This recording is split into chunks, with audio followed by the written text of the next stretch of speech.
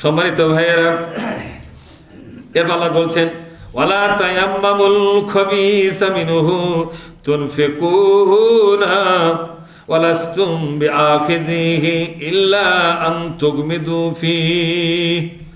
কি সুন্দর একটা কথা বললেন, ও বান্দা তুমি পাক এবং নাপাককে একত্র করো না, পাকর থেকে নাপাকটাকে বের করে দাও।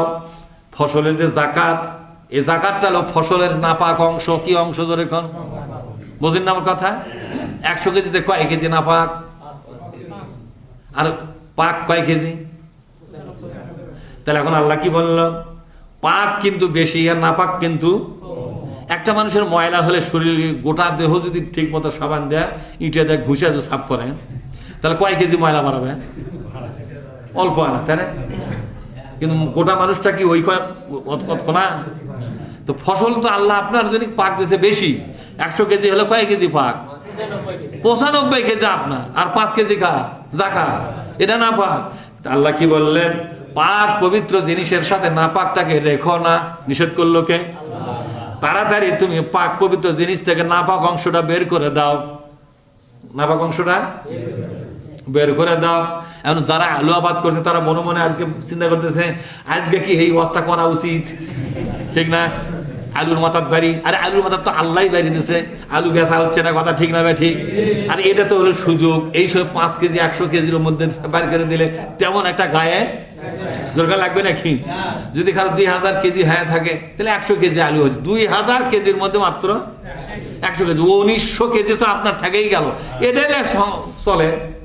আপনাকেও 100 কেজির মধ্যে পাগলার লাগাল বসতে লাগবে। তাহলে এই 1900 কেজির মধ্যে 100 কেজি পাক না না পাক? না পাক। না পাকটা বের করে দেওয়া লাগবে কিনা? পাক না পাক একত্র রাখা যাবে না। তুনফিকুনা, পাক এবং নাপাককে একত্র করে দান করলে লাভ হবে না, ওটা আলাদা ভাবেই করা লাগবে। ওয়ালাস্তুম বিআখিযিহি, এটা তুমি গ্রহণ করবে না। অর্থাৎ ভালো এবং মন্দ, ভালো এবং ভালো মন্দ বোঝেন তো? যে আলুটা ভালো আর যে আলুটা ফাটা বা ভুগরি খাকে আছে না কিছুটা, এই টেমটা টুমটা কিবা ধরনের আছে, আপনার আবাদ করেন, আপনারা ভালো জানবেন। ভালো আলুগুলা এবং মন্দ আলুগুলা এর মধ্যে কোনটা দান করা যাবে বলেন তো? মন্দটা। মানুষ করে কি ওই কোদালের কাঠা আছে না, এগুলা তারপরে সমস্যা যেগুলো, এগুলা একটু পালা করে রাখে, যাই যাচ্ছে করছে খাও খাও, তুই তো খাবেই, তোমার কি লাভ? দিচ্ছেন কার হাতে? গরিবের হাতে।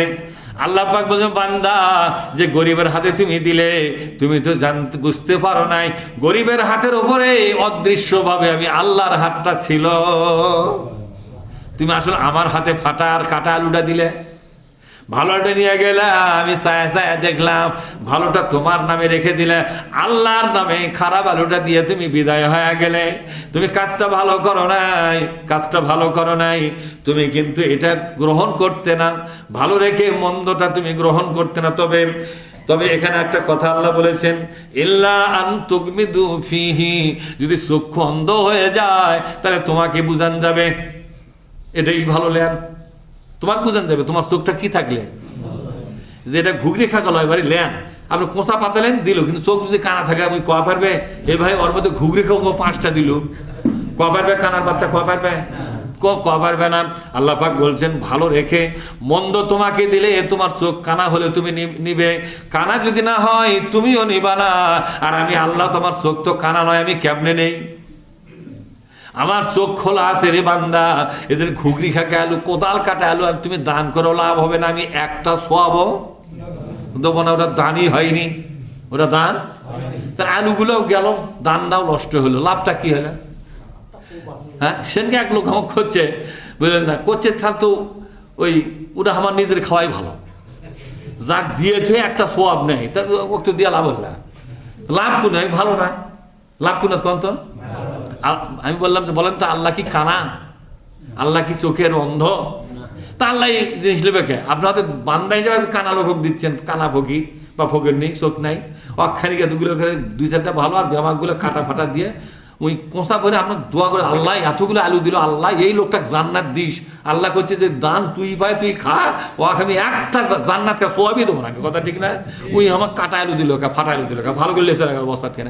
এই কি খারাপ? জান্নাত কি কাটা ফাটা আলুর বিনিময়ে হবে? যেরকম হবে নাকি?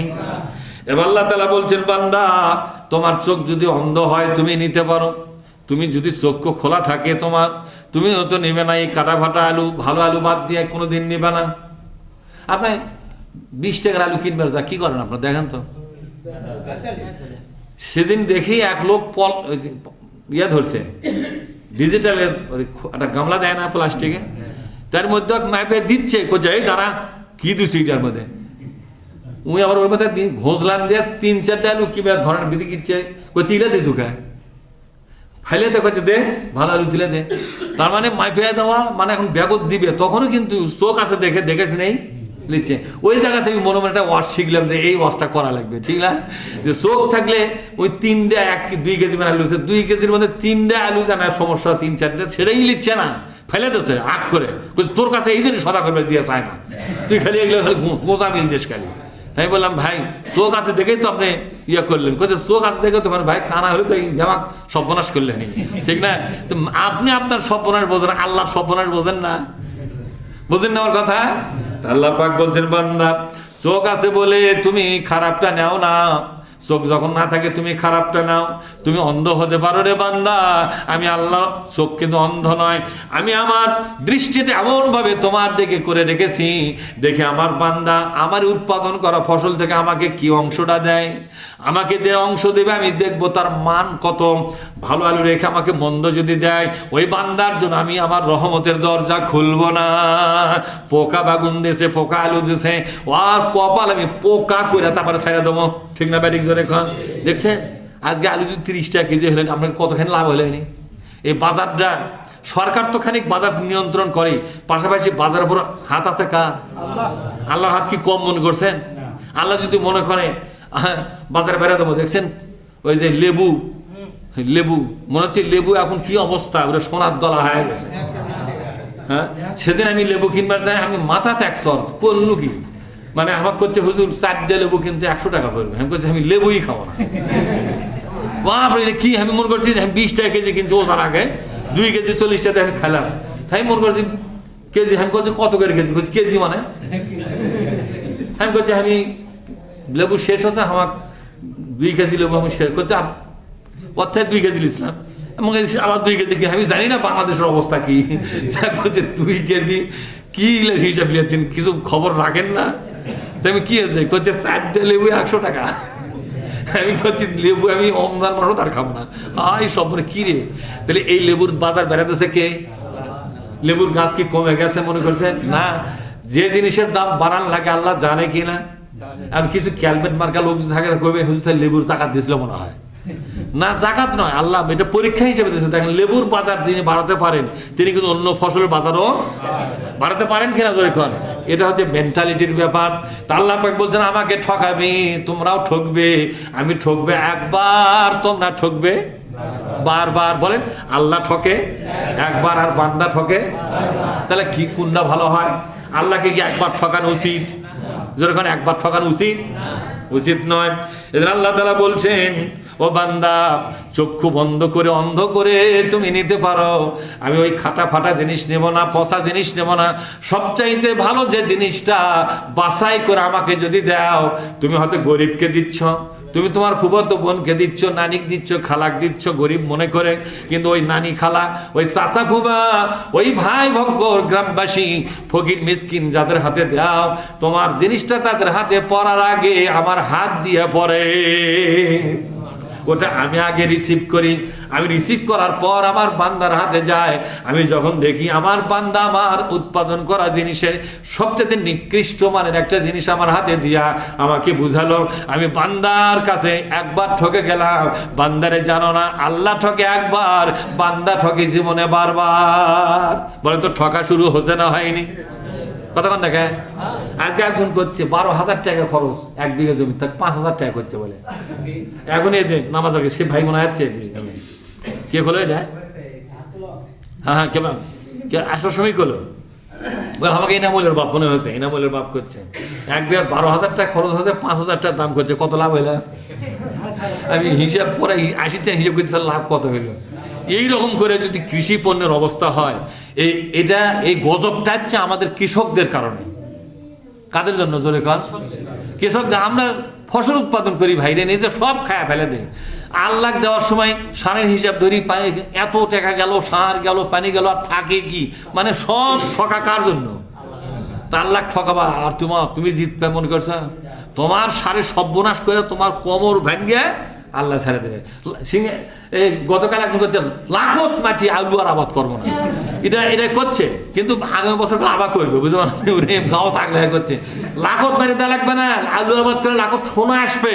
আল্লাহর ইবাদত আপনারা করেন, জাকাত দেওয়া ইবাদত না এমনি দান? এটা জাকাত দেওয়া ইবাদত না দান? এটা কি ফরজ ইবাদত না নফল ইবাদত? জাকাতটা ফরজ না নফল? জাকাতটা ইসলামের 5 খুঁটির মধ্যে কয় খুঁটি? আপনি কি জানেন যে 5 খুঁটির উপর ইসলাম দাঁড়িয়ে আছে? এই 5টা ভিত্তি না? ইসলামের ভিত্তি কয়টা? 5টা ভিত্তি। তোমার জাকাত কিন্তু এই যে রোজা করতেছেন না, রোজা একটা ভিত্তি আছে না? তাহলে জাকাতের ভিত্তিটা আপনি গুরুত্বই দিচ্ছেন না, আপনি ফরজ আদায় করতেছেন না, তাহলে আল্লাহ আপনার কি রহমত করবে বলেন? সেই জন্য বন্ধুগণ, আল্লাহর কোরআন থেকে আপনাদেরকে একটা আয়াত জানালাম আজকে। ওয়ালামু, জেনে রাখো। ওয়ালামু মানে কি? খুব ভালোভাবে জেনে রাখো, এটা হুকুম দিচ্ছে, তোমাকে জানতেই হবে। ওয়ালামু মানে তোমাকে জানতেই হবে, তোমাকে বুঝতেই হবে, জানতেই হবে। আন্নাল্লাহ, নিশ্চয় আল্লাহ রব্বুল আলামিন, গানিয়ুন, তিনি হলেন মহাধনী। গানি মানে কি? আল্লাহ গানি, আর আমরা হলো ফকির আর ফকিরনি, ঠিক না? বাড়ি ধরে কন। তা ধনীর হাতে আপনি কি দিচ্ছেন? কাটা ফাটা আলু। এই দুনিয়ার ধনীদের হাতে যখন কোনো কিছু হাদিয়া দেন, আপনি কি খারাপ জিনিসটা দেন? আমাদের এমপি হচ্ছে আব্দুল মহিদ তালুকদার, আছে না? আব্দুল মহিদ তালুকদার। আপনি আব্দুল মহিদ তালুকদার এলাকাতে আসলো, আপনি মনে করেন তাকে একটা হাদিয়া দেবেন, ওই যে লাউ দিবেন, মনে করেন একটা উদাহরণ দিচ্ছি, যে এমপি সাহেব আছে, আমার গাছের একটা লাউ, ভালো লাউ এমপি সবক দেবো, ওই যে ওই টোকা আছে, পোকা টোকা আছে, এটা সেরেলিয়া দিবি? কে দিবেন না? কেন? কন। কারণ আপনার চাইতে এমপি অনেক বড়, ঠিক না ভাই? ঠিক কথা কয় না ভাই? অনেক বড় কিনা জোরে কন। এমপি সাবক দেওয়ার সময় ভালো লাউটা বেচা যেটা সবচেয়ে বেশি ভালো লাউ, যেটা দাম বেশি হবে, নিখুঁত, কোনো পোকা লাগেনি, মাছি পড়েনি, একদম ঝকঝক করতেছে, ছিঁড়ে নিয়ে যায়। তাও কত বিনয়ের সাথে বলছেন, এমপি সাহেব আপনাকে সন্তুষ্ট করার জন্য আমার আবাদের একটা লাউ আপনাকে দিলাম, দয়া করে একটু নেন, দয়া করে একটু। কত কাকুতি মিনতি। এমপি সাহেব করছে, ওহো তুমি এত কষ্ট করে আমার জন্য নিয়ে, আচ্ছা ঠিক আছে দাও, যাও, তোমাকে স্মরণ রাখবো। জোরে কান, ঠিক না? এমপি সাহেবের না স্মরণে থাকার জন্য ওই লাইয়ের সর্বনাশ করলো, কথা ঠিক না? তা আল্লাহ দিচ্ছেন, আল্লাহ কিন্তু বান্দাকে কি করে? কথা কয় না পারে? আল্লাহ বান্দাকে স্মরণে রাখে কি রাখে না? আল্লাহ বলছে ফাসকুরুনি, আমার কথা মেনে চলো, আজকুরুকুম, আমি আল্লাহ কথা দিলাম তোমাকে স্মরণে রাখিব। তাহলে আল্লাহকে কিছু দিলে স্মরণে রাখে কে? তাহলে বলেন তো, আল্লাহর হাতে যখন কিছু দিবেন, আল্লাহ ধনী না গরিব? দেখছেন কি সুন্দর বলছে, তোমরা ভালোভাবে জেনে রাখো, আন্নাল্লাহ, নিশ্চয় আল্লাহ পাক, আল্লাহ, নিশ্চয় আল্লাহ তাআলা, গানিয়ুন মানে ধনী। গানি মানে কি? মহাধনী। কিরকম ধনী বলেন তো? আরে দুনিয়ার ধনীরা ধন মানে কালেকশন করে, আর আল্লাহ এমন ধনী যে ধন সৃষ্টি করে। সুবহানাল্লাহ বলবেন না? আল্লাহ কি কামাই কাজ করা লাগে? আল্লাহ কি করে? ধন। এই যে মাটির তলে সোনার খনি কে বানাছে? আল্লাহ। কোনটি মানে কিষান খাটে এগুলো করছে? তুমি সারাদিন দৌড়ে ব্যবসা বাণিজ্য সিটারি বাটপারি করে টেয়া বসা, সরকারি বেসরকারি মেরে ধরিলে তুমি ধনী হলে, কিন্তু আল্লাহ কি মেরে ধরার মধ্যে আছে? আল্লাহ কোনো ধনী হতে চাইলে শুধু বলে কোন, তুমি হয়ে যাও, সাথে সাথে ওটা হয়ে যায়। নবীকে বলা হলো, নবীজি আপনি উহুদ পাহাড়কে সোনা হিসেবে যদি পেতে চান, আমি আল্লাহ শুধু বলবো উহুদ পাহাড় আপনার জন্য সোনার পাহাড় হয়ে যাবে। নবী আমার বলেন, না না আল্লাহ তোমার কাছে সোনার পাহাড় চাই না, আমি চাই তোমার বান্দাদের কাছে আল্লাহর কোরআনের দাওয়াত দিব। বলো সোনার পাহাড় আমি কি করব? এ ধন তোমার, তোমার ধন তোমারই থাক। সুবহানাল্লাহ বলবেন না? আল্লাহ হলেন ধনী, সেই মহাধনী, তার হাতে আপনি কি দিলেন? এগুলো এমপির হাতে ফাটা লাউ দিতে চাচ্ছেন না, আল্লাহর হাতে কেমনে দেন? এই কথা কন না কেন? কেমনে দেন? তারপরে আল্লাহ তাআলা বলছেন হামিদ, তিনি কিন্তু প্রশংসিত, তার প্রশংসার কোনো অভাব। সুতরাং সেখানে দুর্নাম করবেন, প্রশংসার উল্টা কাজ করবেন, আপনি করতে পারবেন না। মহাবিশ্বের মালিক আল্লাহ তাআলা আমাদেরকে এই কথাগুলো বুঝবার তৌফিক দিন। আমিন।